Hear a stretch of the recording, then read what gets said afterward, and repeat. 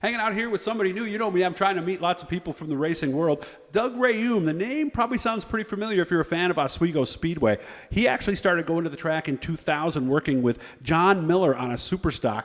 Got so into it, like a lot of guys do, that they decided he was going to get his own car and go racing. Had a Superstock for 2.5 seasons, did limited supers for a while, actually moved up to asphalt modifieds, did that for about 10 years, actually had a lot of success in the limited supers, actually won an ROC race, lots of top fives. He's been racing, like we said, since 2000. Doug Reaume joining us here right now, Syracuse native. How you doing, man? Not too bad. So how did all this start for you? Were you a kid going to the races? Was this something you always wanted to do? Because you're just a few years younger than me, and a lot of people liked racing back Never then. went to the races at all as a kid. First race was probably 98. I just went to watch, and I liked it. And then about 2000, I decided to do it, and I just went up and I helped Joe Miller, not John. John, okay, sorry. Yep, and just decided to help. Helped them out for probably about 6 months, 9 months. Bought my own car, took it to the track. It was a dirt car. I brought it to an asphalt track. Didn't work too good. Okay. So then over the winter, I ripped it apart completely, bought a bunch of books where I learned everything and rebuilt it, and that turned out to be the winningest street stock up there. And had a lot of success in that. And then I went to the limited super modifieds. A lot of top fives, top tens. That's back when it was about 42 cars a night. So I remember that, yeah. Just to qualify, you had to just really hustle. Made every race, did pretty good. Won one race, a lot of top fives. There was a big one too. It was ROC race. Yeah, you ROC told me, race, right? Yeah. So that was my learning curve, really. You know, to get in my introduction, I wasn't going to the track the whole time. It was kind of just on the go. Had one crew guy, wasn't a big. Oh no. Had a lot of fun though. Nice. Now you tell me when you went to the asphalt mod, that was a little tougher.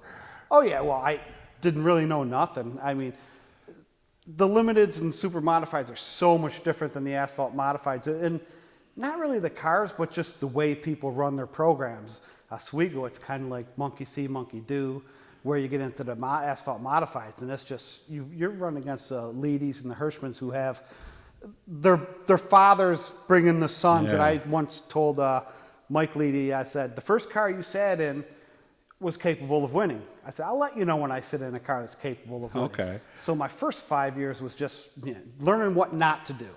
So then I started getting better and better, and I really didn't have the crew or the motor or anything really. So then I really didn't do good till I bought a car off of Jan Leedy. And then it's kind of like the epiphany as I'm coming off the corner, fourth turn, and the cars are getting bigger in front of me, and I'm gaining on them. And, wow. You're like, oh, it wasn't me all this time. Maybe it was the motor in the car. And okay. That had to be a nice feeling, knowing it wasn't you. A lot, but that's after I think 7 years of, going, what am I doing wrong? And, But you were racing against guys who've been doing this, and like you said, who have grown up around it. So it wasn't going to come easy no matter what you did, was it? No. You're talking guys who show up with, $500,000, not as much in ROC, but, they got, $200,000 haulers, several cars, 20 people. Somebody tell me haulers don't win races, right? No. So I was showing up by myself to some races. Oh, really? That's tough. Especially towards the end, I didn't have any crew. I remember one story. I drove to when the ROC went to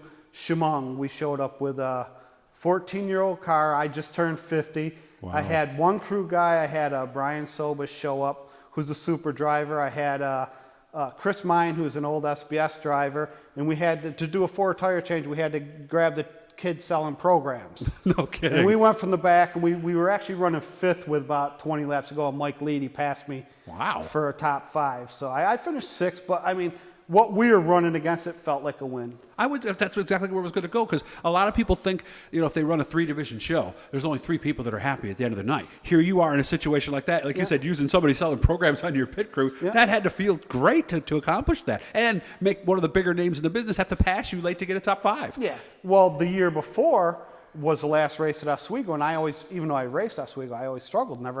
The smaller tracks I was decent, but I was down 60 horsepower. When I get to the bigger tracks, I was junk. So when I bought Jan's car, ran it a couple times, then we went to Oswego, was my first top 5 in the ROC, 200 lapper, and we passed Mike with about 20 laps to go. Nice. And that, to me, that was another win, monumental accomplishment, because you really haven't done nothing. You don't have the crew, and the biggest thing is you don't have the notebooks, and you don't know what not to do. You're actually still learning, even though you've been running it for 8 years. Now you got new good equipment. Now what can I do with it? So Did some help come along? Because sometimes when you buy a car from an established guy, there's a little extra help that comes along. Did Jan help you with some basic setups and things like that too? Jan would help. I love talking to Jan because Yeah. he's a straightforward guy, and he'd give me a little hint there and then give me a little hint there. And he actually liked talking to me a little bit because I wasn't born a racer, and I would say something, and he would actually scratch his head because it was outside the box. And I did some things different than a lot of people that he liked. I'm not saying he used them, but he was, I never thought of it that way, is basically the way it was. And like Tony Hirschman actually is funny because Tony Hirschman would give me little bits here and there. They are just so focused at the track. I said, Tony, this, that, and he goes, no, you want to do this. And that's all you get out of them. That's all you just get. Straight good people. And then Kenny Troyer helped me, and Greg Auman, and some good people. They're really good people. You know, when the ROC, it kind of got smaller at the end, so you had 24 people, to maybe 20 to 24 cars, so it was really tight knit at the end. And just the little bit of time I've spent with you today, it seems to me like the biggest thing that probably helped you in racing is your mechanical ability and the ability to just think how to make something and do it, right? I'm good at like puzzles and building stuff. So I mean, like I said, when I got out of Oswego and I didn't have the motor. I was 60 horsepower down. That's a lot. You're not going to do anything.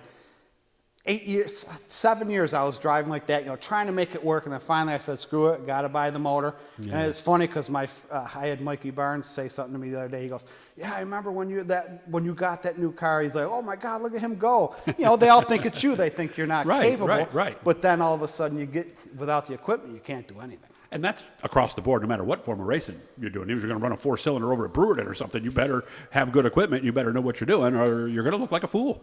A good driver can, make up a couple places, yes. but that's it. But if you put a terrible driver in a good car, they're capable of winning. They start on the pole, start first or second. So equipment's huge in this game. What got you out? I had heart surgery. I had open heart surgery. I had a heart valve, no clue. Went to the doctor. They said, you got to go to a cardiologist. Went to the cardiologist. They said, you got to have a heart surgery. So I had a heart valve replacement. Seriously? Wow. It really, and it's funny because when you're talking to a doctor, they're like, oh, no, we're just going to do this and this, and you're scared shitless.